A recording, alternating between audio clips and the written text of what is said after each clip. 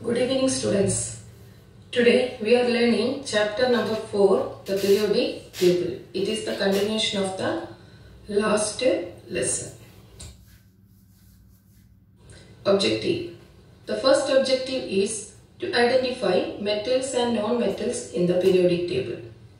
And the second objective is to differentiate the properties of metals and non-metals. Now we are going to learn about metals and non-metals in the periodic table. See the picture. This periodic table, the elements are represented by red color and also by yellow color. The red color elements are called metals and is placed in the left hand side of the periodic table. But the elements which is represented by yellow colors are non-metals. They are usually placed in the right hand side of the periodic table. And one more thing you have to remember, the groups also written there 1 to 0. Then in between group 2 and 3, there are some red color metals, means red color elements. They are metals, but they are different types of metals and are known as transition metals. That we will learn later only. So now we have to think about the metals of group 1, 2 and 3.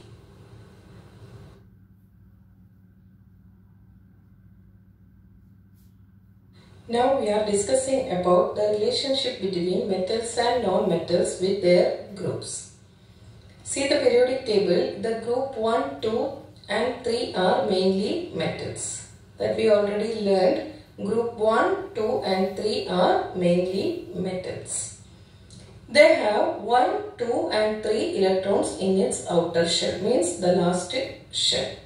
That means if you are taking any one of the first group elements, if you write the electronic configuration, we will get 1 electrons in the last shell.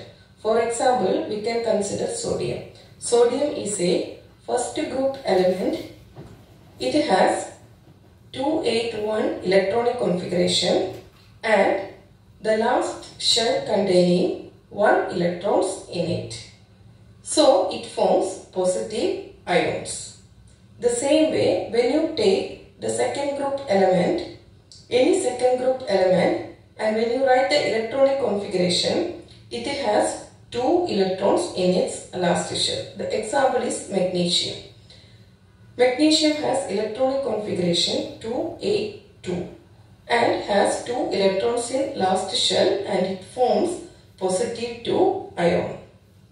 The same way, we consider the third group elements. They have 3 electrons in its last shell. For example, aluminium. Aluminium has 3 electrons in the last shell and it forms positive 3 ions. The same tendency we can see it in the non-metals also. The group 5, 6 and 7 are called non-metals. They have 5, 6 and 7 electrons in its last shell respectively. For example, when you are taking the 7th group elements, the 7th group elements, it has 7 electrons in its last shell.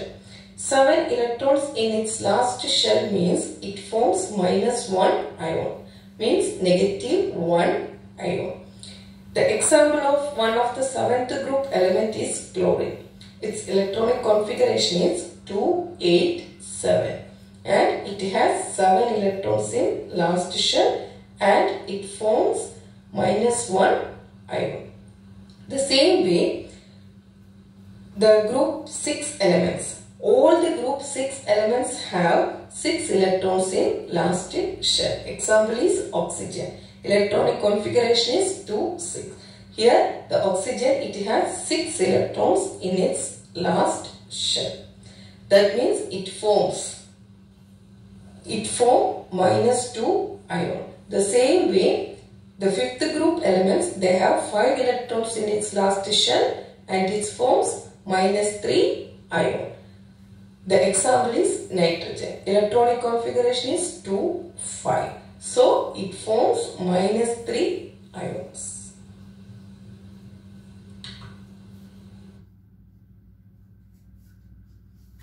Next we have to discuss about the properties of metal. What is the property of metals? We all know the metals are good conductors of heat and electricity. So that is the first property.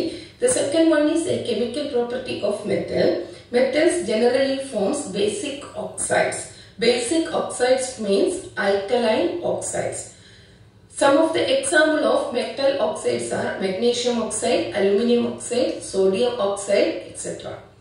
So how can you check the metals forming basic oxide? For example, the equation is given there. When you take any metal oxide, it reacts with acid. We are getting salt and water, respective salt and water. That means here the metal oxide is act as an alkali. So the property of the metal oxide is here as an alkali.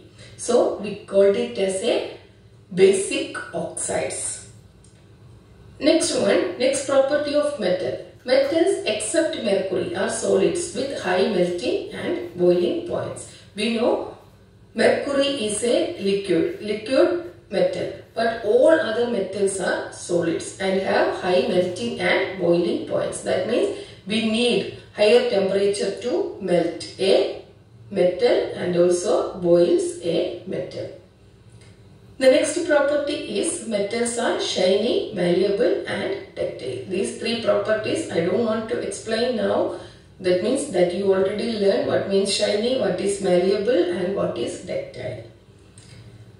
Then the metal forms positive ions. That I already told you. Positive ions means losing electron tendency.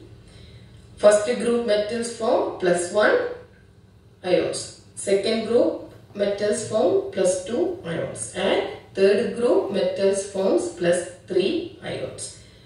And it forms ionic compounds also. Ionic compounds we already learned. That means the ionic compounds mean when a metal react with non-metals, it forms positive ions or it shows the transferring of electrons. It transfers one of its electron to other elements. So it always forms metal. The metals are always forms ionic compounds. Next, we are discussing the properties of non-metals. The properties of non-metals are different from metals. The first property, metals are conducting electricity, but non-metals, they are not conducting electricity.